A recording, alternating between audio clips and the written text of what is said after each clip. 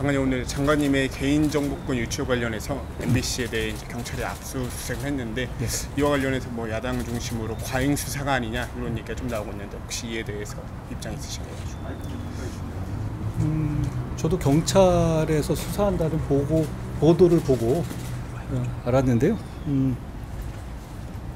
누군가를 억지로 해코지하기 위해서 주민등록번호나 수십 년간의 주소 내역이라든가 이런 부분이 담겨 있는 개인정보를 유포하고 그리고 악용하는 것이 드러나는데도 그냥 넘어가면 다른 국민들께도 이런 일이 있어도 당연한 것이 될 겁니다. 그래서는 안 되지 않겠습니까?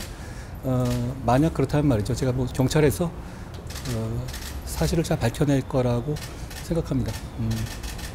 제가 작년 청문회 당시에 제가 15년 전쯤에 주택을 사고 판 일이 있었는데요. 15년 전에 뭐 주택을 저한테 산 분의 인적사항 같은 건 저는 모르잖아요. 그런데 그 어떤 인터넷 편향된 인터넷 유튜브에서 그분을 계속 찾아가서 괴롭히고, 그분이 뭐 목사셨는데 그분이 뭐 목회하는 데다 주변에다가 뭐 문제 있다고 퍼뜨리고 이런 식으로 돼가지고 제가 굉장히 항의를 받았던 적이 있었거든요.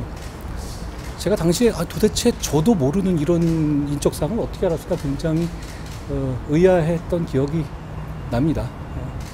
단지 저만 피해를 받는 문제가 아니라 그분이 그렇게 피해를 받을 이유는 없는 것 아니겠습니까? 그리고 아까 민주당이 뭐라고 비판? 과잉 수사가 아니냐 이런 얘기를 하고 있어요. 근데 민주당이 채널A 수사에서 했던 입장하고는 굉장히 다르시네요.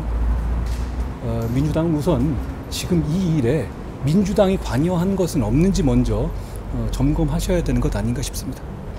좀 해당 기자가 사실 근데 뭐 대통령실에 대해서 안 좋은 보도를 한 이력도 있다 보니까 그거에 대한 뭐 좀 보복성 아니냐 뭐 이런 비판들도 좀 나오는 것 같은데 그거는 이제 여러 가지 해석의 문제고요. 지금 이 사안을 가지고 보셔야 될 문제 같고요.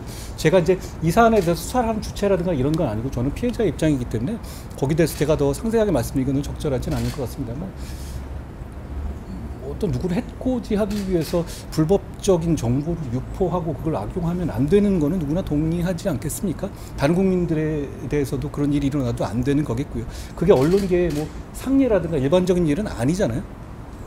그 오늘 국회에서 이제 윤관석, 이성만 의원 체포동의안이 보고가 됐는데 좀 뭐 이렇게 구속까지 할 필요가 있는 사안이라고 보시는지 현역 의원들에 대해서. 신문을 다른 모든 국민들과 함께 법관 앞에서 신문을 받게 해달라는 요청입니다. 그런데 지방에서 농협이라든가 이런 조합장에서 선거 같은 데서 몇십만 원씩 주고받잖아요. 일반 국민들 어떻게 되죠? 구속수사를 받지 않습니까? 저는 사법의 잣대가 달라져야 하는 이유를 모르겠는데요. 오히려 저는 그 주민을 반문하고 싶습니다. 예, 고생하셨습니다.